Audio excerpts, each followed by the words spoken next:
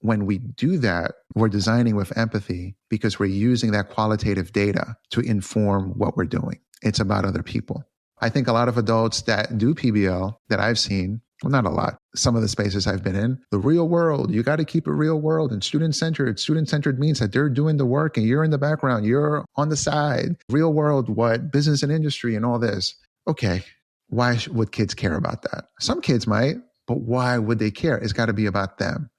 If it's sneakers, if it's a social issue, if it's an environmental issue, let it be about them. And if you don't know enough about the topic, that's okay. PBL allows us to bring in experts, and experts can help the teachers learn as well. In PBL, the teacher is the lead learner, meaning we're learning alongside kids. You are now listening to the Lifelong Learning Defined podcast with your host, Jorge Valenzuela. This is education coach Jorge Valenzuela. Welcome to the Lifelong Learning Defined podcast, where I provide all educators, whether instructional leaders or teachers, tips on how to be their best both personally and professionally. Now let's get into it. My name is Toni Rose, a designated hype person at MCP, and I am joined by Jorge Valenzuela, who is a highly sought after and well-regarded performance and education coach, author, and speaker at Lifelong Learning Defined. He got a start in education and has helped countless educators improve their instructional leadership and teaching skills. Jorge specializes in emphasizing instructional innovation through action research and is a trusted deliverer of reputable professional training and collaborative team building, core instruction, project-based learning, STEM pathways, entrepreneurship, and life skills integrations across the curriculum. He partners with corporate executives and superintendents and provides professional development on behalf of ASCD, Corwin, Premier Speakers Bureau, and Solution Tree. He has authored several books and is the Lifelong Learning Defined podcast host. Thank you, Toni. It's an honor to be here. You and I were talking, and you had mentioned also project-based learning. And I know that in our community here at Modern Classroom, we love project-based learning because there's a lot more creativity, autonomy, curiosity around that. I'm guessing, what's the main message of your project-based learning work? My brand of PBL is called PBL Plus and is through Corwin Press. PBL Plus does two main things. For teachers, it improves core instruction, and for students, it aligns academic learning with essential life skills. Essential life skills in my brand of PBL are broken up into three categories, and they pertain to, number one, knowledge of self, two, emotional intelligence, and three, career readiness skills. All kids are not the same, and they don't need to focus on the same essential life skills. In PBL Plus, we encourage teachers to learn your students, survey them, survey families, and figure out what are the essential life skills we need to incorporate to personalize learning and PBL for them. Think of project-based learning as a playbook. Imagine if you're a basketball player and you have a lot of talent, a lot of charisma, you can run, you can throw, you can shoot, but you don't have a playbook. You might do well against other novices, but if you get on a team where other players have a playbook and the opposing team also has a playbook, now you're not going to be very effective. Project-based learning is an instructional approach. It's a teaching methodology. It's a way to teach. Most importantly, for folks out there, it's a research-informed way to teach. It uses an amalgam of strategies from the behavioral and cognitive learning theories. It's constructivist teaching, where learning happens along a continuum, not in one day, not in 2 days. Projects are a process. Projects should be held, if you're new to PBL especially, for 2 to 3 weeks at a time. My job is to go into schools, help teachers plan projects, and then model how to facilitate every aspect of the project effectively. I have a specialized workshop, several articles, and 2 books that have a solid system using various frameworks and tools for helping you improve or begin your PBL journey. And this is great. How did you come up with the 3 pillars, right? Like the knowledge of self, the emotional intelligence, and then the life skills, because those are all so important. And I think sometimes when we're given a curriculum, the curriculum doesn't include any of that. Like there's no time for that. So how did you, because this is fantastic. I wrote a book about SEL. It's through Solution Tree. I wrote it in 2020. I think it was published in 2021 or 2022. Now, I'll be honest. I write a book every year, or I try to write a book every year. And this was not a book that I was really checking for, that I was thinking about writing. My emotional intelligence journey began before COVID and before SEL became a thing. I got into it because of my kids. When my teenagers started to pay me no never mind, whenever I would say and do things that they didn't like, I realized I had to do some internal work through a book called Emotional Intelligence 2.0. It's by Dr. Travis Bradbury and Gene Greaves, and had an emotional intelligence assessment that I took. The appraisal told me exactly where I was messing up. It was on giving unsolicited feedback and then ranting and raving instead of being to the point. And I think you appreciate this, Toni. You saw me present. You hear me speak now. I'm to the point. Not a lot of filler words, not a lot of fluff. It's just to the point. It is kind. It's very self-explanatory, but I had to learn that because I learned through emotional intelligence that the person receiving the information gets turned off if it's not done brief, succinct, and impactful. Well, anyway, I wrote this book. We did some data collections with one school system in particular, but then I started to do it around the country virtually. When we started getting pushback, I started realizing that not every kid needs SEL because they might have learned it at home. If you look at children from families where they have traditions, where the kids know who they are, they have a culture that they're very much in tune with, a lot of them don't need a lot of the SEL stuff, but they maybe focus more on some career readiness skills. They want to focus on life after high school. And children like myself that were cut off from their heritage and their culture because they did not live with a traditional family. For example, I grew up in New York, but my family, my bloodline is in Colombia, is in Texas. I didn't grow up with them. So my culture was the culture of the kids in the group home and at school, which is hip hop. The framework we communicated with, and I still do with my very closest friends, is music, is lingo, is fashion, is sports. I will always have a soft spot for kids who grew up in a similar circumstance to mine, inner city, in the hood, incarcerated parents, foster care. But as an educator, as a father, as a husband, as a traveler, I've come to realize that I am no longer that kid.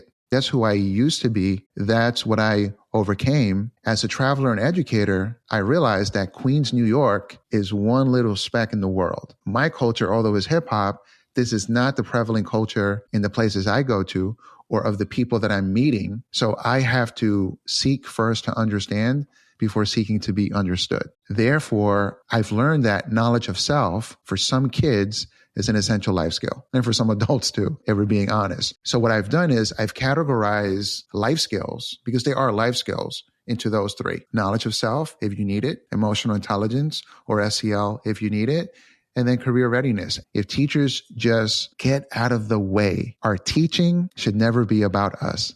It should be about the kids in our classroom. We need to become the educator that the kids who are in front of us need. Once I realized that, it made it easier for me to allow teachers that autonomy to not feel that, well, I have to do this because it's popular in education, or I can't say this because they don't want me to say it. No, survey the kids, survey the families, get on one accord, and then you allow that to be integrated into the work you do with kids. Y'all listeners, we're going to have all the books and things that George mentioned in the show notes, so no worries about taking notes or anything. If you're watching this on YouTube or listening on Spotify or iTunes, please hit the subscribe button. Please hit the like button and share this episode with your family, friends, and colleagues who are interested in self-improvement through lifelong learning. And now for a word from one of our sponsors. Education is changing. Classrooms look different, and the future demands that our students be equipped for whatever comes their way. Educators play a huge role in helping prepare students for their futures. Defined Learning is a K-12 standards-aligned PBL solution that provides high-quality cross-curricular performance tasks across content areas such as ELA, math, science, social studies, computer science, and more. The hands-on projects are based on real-world situations and allow students to apply their learning. Education is changing.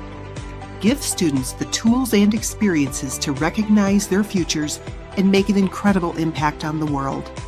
Defined, the authority on applied learning. I also really like the fact that you said communication, when we're communicating with people, it's brief, succinct, oh my gosh, how can I not say that word? And impactful. One of the things that came up to me initially were TikTok videos, right? I hear all the times with educators, we're competing with TikTok videos. And it's like, yeah, because it's brief, it's to the point, and it gets like right to where we need it. It's a lot of micro learning that's happening, which I think is so valuable. And we can acknowledge that, and that's fine. Also, another thing that you literally just expanded my brain so much was your statement of saying that some kids may not need the social emotional learning skills because they are getting that at home, because that is something that they've been practicing it. The beautiful piece that you said, all of that is like, here's all the things if you need it. This is where differentiation comes in. This is where personalization comes in, like personalizing learning. And even just saying, it's an option, right? Like you may have gotten these skills at home. If you want to continue practicing, go for it. If you want to move on to another part, also here are the options for that. Because I think sometimes in education, we get so hyper-focused on like just one thing, right? That we're like, oh, but we don't have time for all of these other options that we can create for our students. You just kind of put it all together of why it's so important for us to know ourselves, because if we don't know ourselves, teaching and everything we do is always going to be about us. We're always going to want to take if we don't know who we are per se and how we're showing up.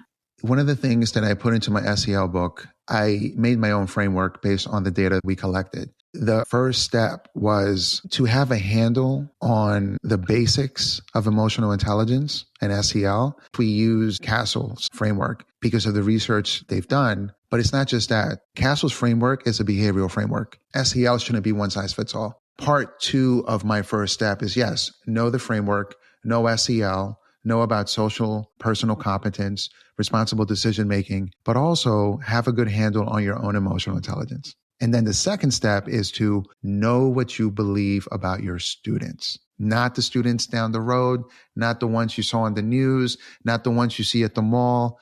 Know what you believe about the students you serve, because we have biases that we may not be aware of, that we got from our upbringing, that we got from our other colleagues, family, friends, the media, whoever. We have to know what we believe, because research shows that whatever you believe about someone is going to either raise or lower expectations. It's going to either jack up or improve interactions, and ultimately is going to either hurt their learning, self-esteem, all these things, or is going to improve it. There's a book called The Four Agreements. It's by Don Miguel Ruiz. And one of the things that he says is that when people hear something, when they hear it, they either agree with it or they disagree. The thing that adults, educators have to understand is that young children tend to agree with everything they hear in the beginning, because they do whatever we say that is harmful, that isn't helpful to them. For some of them, it's going to take a long time to disagree with that statement and that belief. It's important to really know what you believe about your kids. And it starts with self. Yes. I don't want to say I wish I would have known earlier, because I wasn't at that space. I wouldn't have been receptive. So I'm glad that I'm learning now. I think especially with bias, it is okay that we have biases because we have different experiences, right? And there's a lot of shame sometimes with the biases that we've held in the past. I think what I would really love to see is us like releasing the shame, acknowledging the fact that that was what I believed in and it's not anymore. I think what's not okay is you knowing that that's a bias and then you continue to act on the bias. Yeah. And also when someone is taking their time and energy to teach you even a little bit and you just refuse, that's also something that I'm like, oh my goodness, what is happening? Also, like you said, there's confirmation bias, right? Like once we already think that and we believe and trust that that's how it is for certain groups of people, then you're always going to see that because that's what you're used to. So that's that confirmation bias that plays in as well.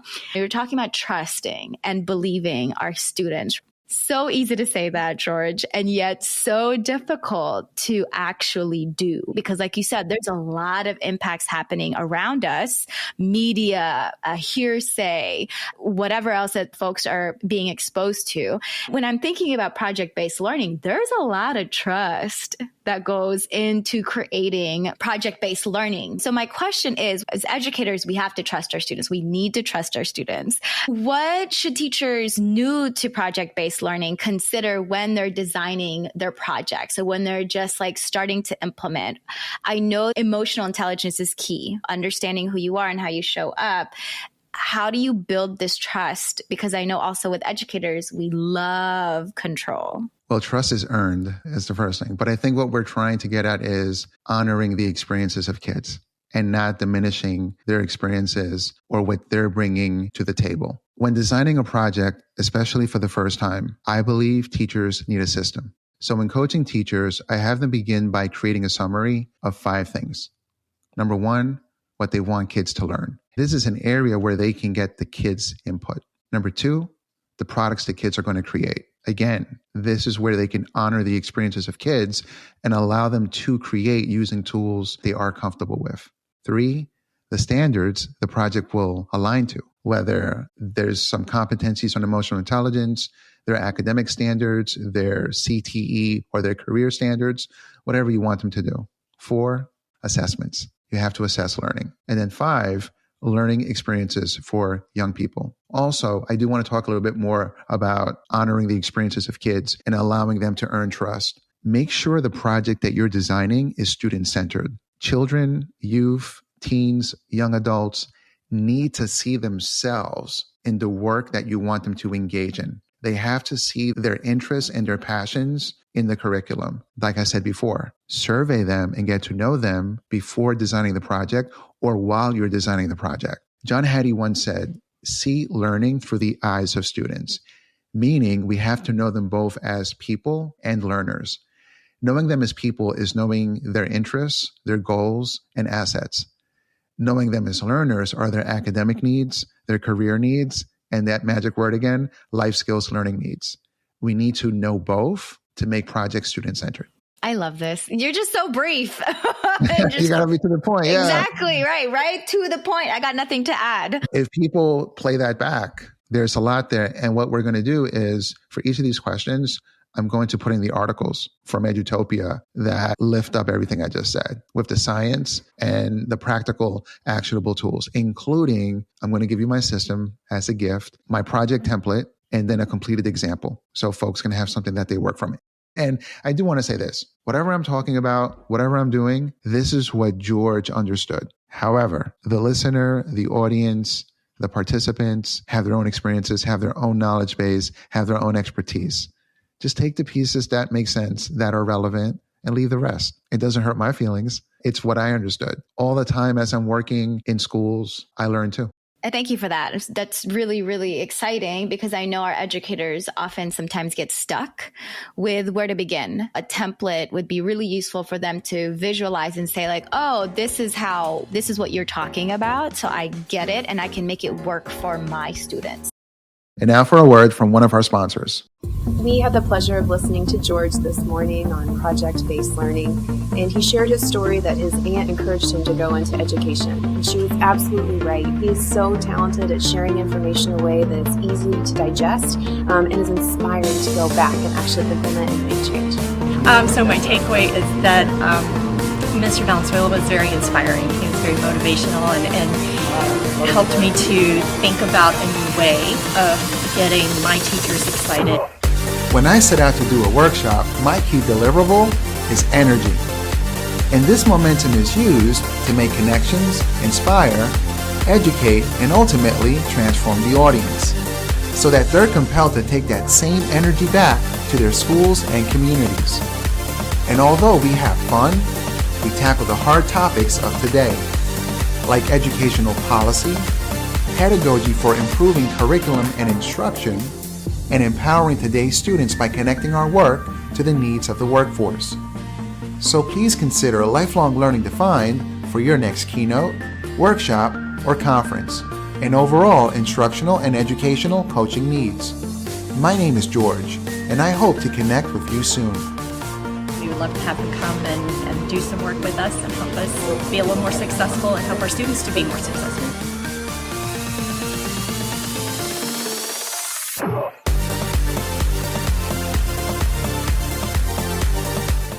You say student-centered, and this is a phrase that we say all the time in education. What are some questions that educators could ask when they're creating learning experiences to really center students? I believe every teacher needs to monitor their impact. You monitor your impact by seeking feedback from your students and from trusted colleagues. That's the key word, is trusted. But you seek feedback from your students. How do you learn best? What can I do to help you learn better? It's just very simple. You also have to look at research. Data shows that young people want learning tailored to their interests.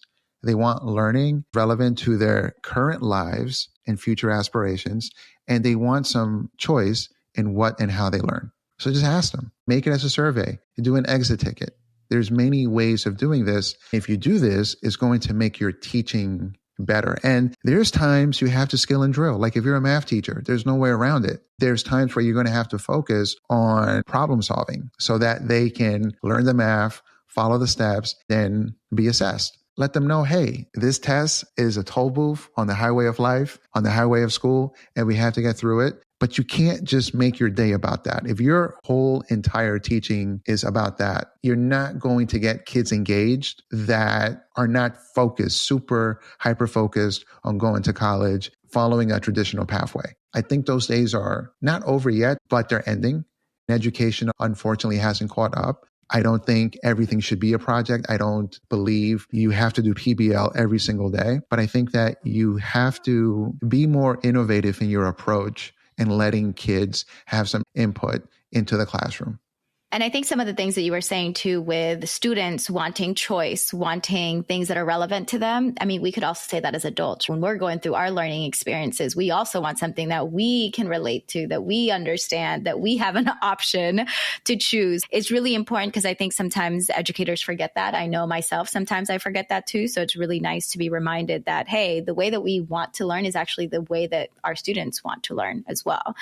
I also really like the permission that you stated of saying, PBL doesn't have to happen every day. You can mix it up. And I think that's the beauty of education, is that you can mix it up like every hour if you wanted. You can shift it every day if you wanted, right? And so I think our students are so good at embracing change. They're able to move and navigate and all the things as long as there are clear guidelines with those changes, right? And I think that's really important too. What you were saying with getting to know our students, with surveying them, having options for them to give us feedback and not just us giving them feedback.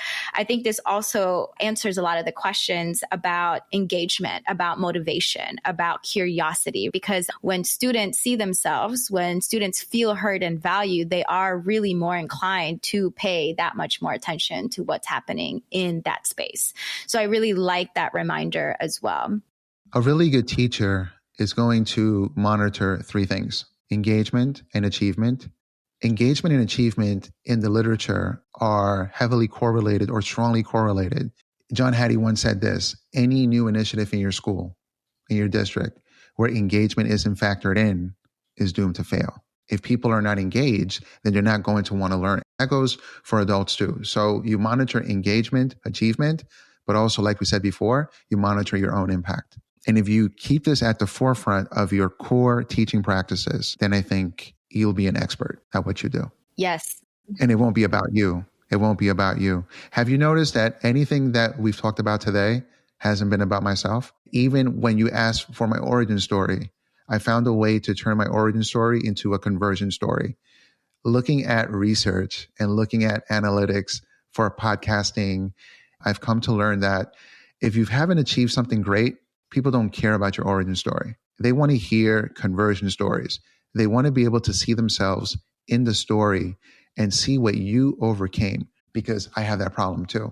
When we do that, we're designing with empathy because we're using that qualitative data to inform what we're doing. It's about other people. I think a lot of adults that do PBL that I've seen, Well, not a lot. Some of the spaces I've been in, the real world, you got to keep it real world and student-centered. Student-centered means that they're doing the work and you're in the background, you're on the side. Real world, what? Business and industry and all this. Okay, why would kids care about that? Some kids might, but why would they care? It's got to be about them. If it's sneakers, if it's a social issue, if it's an environmental issue, let it be about them. And if you don't know enough about the topic, that's okay. PBL allows us to bring in experts, and experts can help the teachers learn as well. In PBL, the teacher is the lead learner, meaning we're learning alongside kids. Yes, the importance of why. Why are we doing this? Why do I need to know this? Right. And that is so true. I also really like the phrase that you said, designing with empathy. Just keeping that in mind too, when we're in the beginning of the school year, right? So we are here creating and planning for how the school year is going to look. So just a reminder of just designing with empathy is really important. Yeah. And so many people say that. Oh, I'm a design thinker. I use design thinking. They always say this, but they're always centering and uplifting their voice. That's not empathy. Empathy is to repeat back to someone what they said, not with a spin, not by, I think you meant this, or this is what I think you said. No, this is what you said. Did I get it right?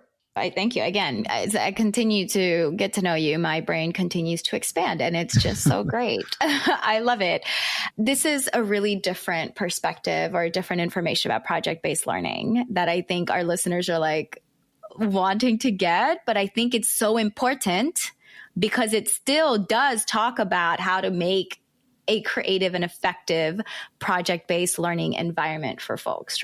My perspective and my ideas, PBL Plus, is from 10 years of visiting 31 states, 80 plus cities in the United States, and coaching online educators from all over the world in project-based learning. Lots of data collections have informed what I'm saying. I didn't watch videos and now I'm regurgitating what someone else said. No. This is using visible learning research, high yielding strategies, learning the research part, then learning from educators what they need in order to design well, and then also facilitating with kids. You can find my receipts on YouTube. There's projects of me facilitating with kids. I've used an amalgam of research, of data in order to now understand that there's a few things you need to think about. You need to have a system, but the same thing doesn't work for everyone. But you need your system, you need your model, you need your frameworks, you need your tools. And then as teachers, we use them, we adapt, tweak, we collect data, our own data, and then we revise and we implement.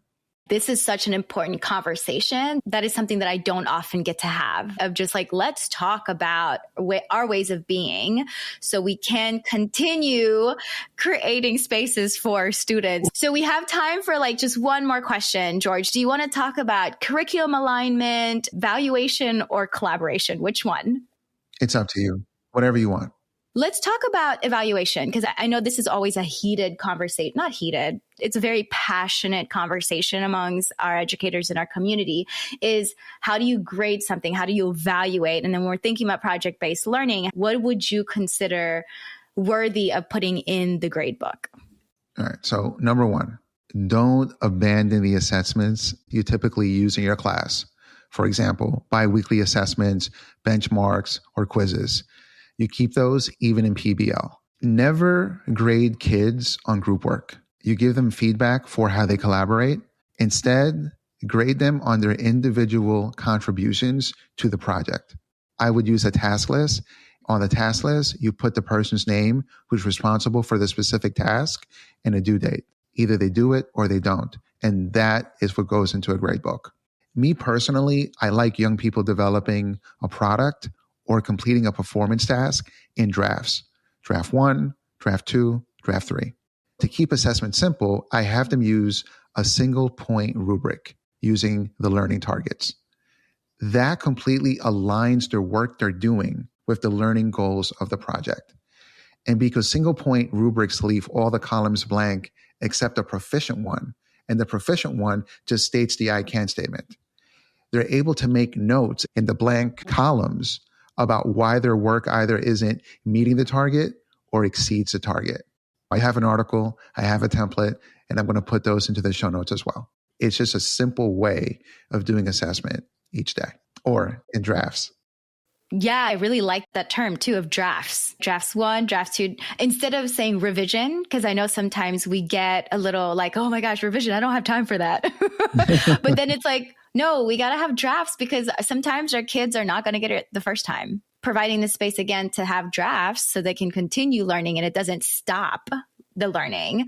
That is such a powerful thing. I also really love this single point rubric. I know that's really hard for me as an English teacher when I was in the classroom. I always had 4 points. I think a single point rubric, that is something that if I were to ever go back in the classroom, something that I would definitely implement as well, because it does keep it simple. We have to create after being in the space and seeing what the space needs, in opposed to hearing what the scholar so-and-so who's writing from an ivory tower that hasn't been in a classroom in a hot minute is telling you what's best practice. I'm an advocate of that, of not going into spaces and telling folks what to do, but really, like you said, seek to understand first rather than seeking to be understood first. So that's a really great thing that I'm going to keep in mind too. The late, great Dr. Stephen R. Covey said that in the 7 Habits of Highly Effective People. I need to reread that book, clearly. I read that book for 10 years, once a year. Oh, that's good. That's good practice. And that's how I learn. I don't read something once. I read it and I keep it fresh. I love that so much. Okay, George, how can our listeners connect with you? You can find me on my social media at George Does PBL. That is Jorge Does PBL. And on my website at lifelonglearningdefined.com. Thank you, George. And thank you so much as well. Thank you. Whether you're a teacher or administrator, you lead by walking alongside your students and your staff. You teach them what to do. You model for them. Let's say you're in a situation where you don't know what to do and you bring in a coach or a resource, you learn alongside them. Okay? Does that make sense? Okay. Now, the second thing is this. Give your people feedback, not pushback. Whoever you push back on, whether physically or verbally, they're going to do it right back immediately. And if they're intimidated by our position, our status, they're going to do it behind our backs and ruin our programs. My guy.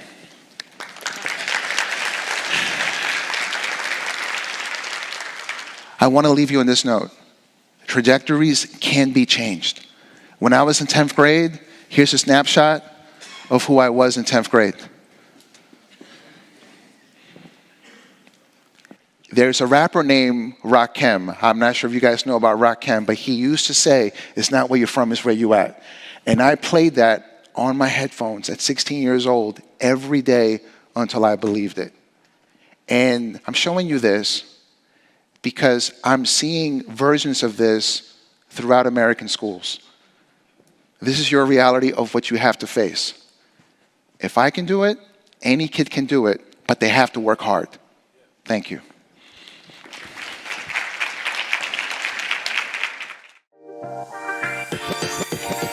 Thank you for listening to the Lifelong Learning Defined podcast with Jorge Valenzuela.